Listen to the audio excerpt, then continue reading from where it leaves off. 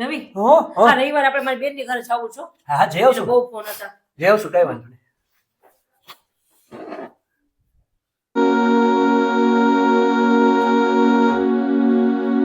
રવિ, હો હો હો મારા સોનલબેન ને બધા હારે જાવું છું. ઈ કહેતી હતી કે હું આવીશ તારી હારે. હા જાજે જાજે કઈ વાંધો નહીં. તમારે આવવાનું છો? હા હા આપણે આવીશ. બધા હારે હા જાવું. હા